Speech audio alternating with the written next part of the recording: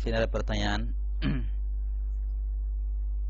Bagaimana menanggapi tanggapan di bawah ini, menyikapi buku mengkritisi Maulid Nabi? Sepertinya perlu adanya tanya jawab tentang masalah ini yang melibatkan kedua belah pihak yang pro dan kontra.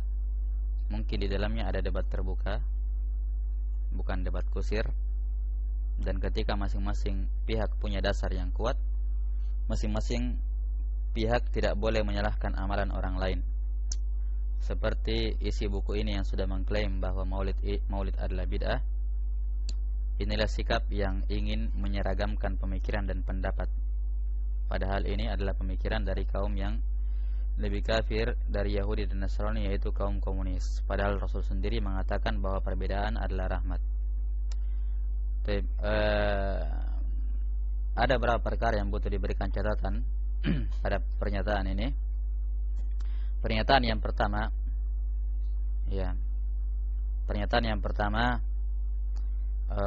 masalah pondasi ucapannya dulu.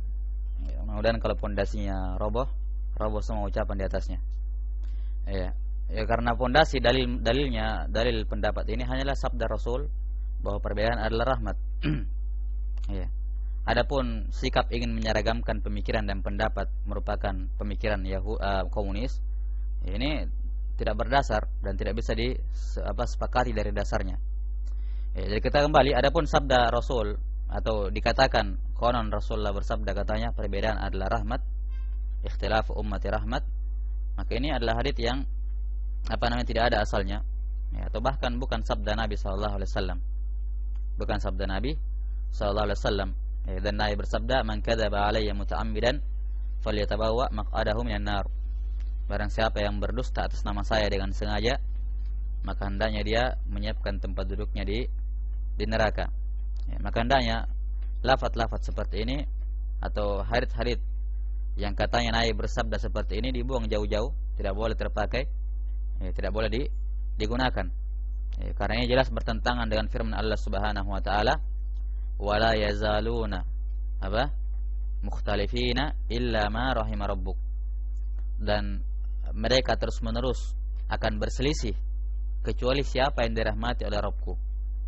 Maka ini menunjukkan bahwa orang-orang yang berbeda pendapat, berselisih, asalnya tidak mendapatkan rahmat dari Allah Subhanahu wa taala. Kan begitu? Karena Allah mengatakan kecuali orang-orang yang mendapatkan rahmat dari Rabbmu, mereka lah yang tidak berselisih. Dan tentunya ucapan yang dikatakan bahwa menyeragamkan pemikiran dan pendapat ini merupakan pemikiran yang lebih kafir, maka ini jelas menolak dalil ijma'. Menolak dalil ijma'. Lantas apa yang dia ingin katakan dengan apa? Ijma' para sahabat. Ketika para sahabat bersepakat pada sebuah masalah. Bersepakat pada sebuah masalah. Ini pendapat. Ini apa? Pendapat. Kesatuan pendapat yang terjadi di zaman para sahabat. Maka ucapan ini secara tidak langsung membatalkan dalil ijma'. Membatalkan dalil ijma', kesepakatan. Dalil kesepakatan. Kalau misalnya tidak boleh menyeragamkan pendapat, kalau begitu tidak boleh mewujudkan ijma'. Kan begitu? Karena ijma' itu nanti bisa terjadi dengan apa ya? Adanya penyeragaman pendapat. Adanya penyatuan pendapat. Nah, ini hal yang pertama. Atau hal yang kedua. Jadi hal yang pertama, hadits ini adalah hadits yang tidak benar dari Nabi SAW. Kemudian yang kedua, bahwa ucapan ini sikap ingin menyeragamkan pemikiran dan pendapat merupakan pemikiran komunis. Ini adalah pendapat yang batil, karena secara tidak langsung telah menolak dalil ijma'. Nah, kemudian yang ketiga, masalah yang ketiga, bahwa ketika masing-masing pihak punya dasar yang kuat, masing-masing pihak tidak boleh menyalahkan amalan orang lain. Iya, betul. Ini kita setujui. Kalimat seperti ini kita benarkan, bahwa kalau masing-masing pihak punya dasar yang kuat, tidak boleh saling menyalahkan. Dan inilah sifat yang dikenal di kalangan para ulama dengan khilaful afham. Khilaf al-afham. Karena jenis khilaf di kalangan para ulama ada 3, ada khilaf tabad, ada khilaf tanawu, ada khilaful afham. Khilaful afham ini dalilnya sama-sama kuat. Kadang satu dalil tapi beda cara memahaminya. Dan masing-masing punya sudut tinjauan yang kuat. Kalau khilafut tanawu, khilaf tanawu ini hanya perbedaan pendapat dari sisi caranya. Misalnya Al-Hanafiyah mengatakan yang dibaca dalam istiftah hanyalah wajah tu wajhiyah.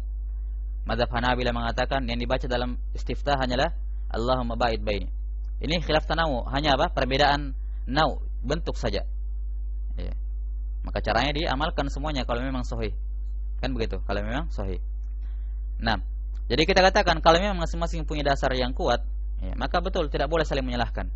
Cuman ya, dari mana orang yang memahami atau membolehkan maulid itu punya pemikiran atau dasar yang kuat? Ya, tidak ada sama sekali. Yang mana dalil-dalil orang yang membolehkan maulid, ya, secara umum tidak keluar dari beberapa perkara.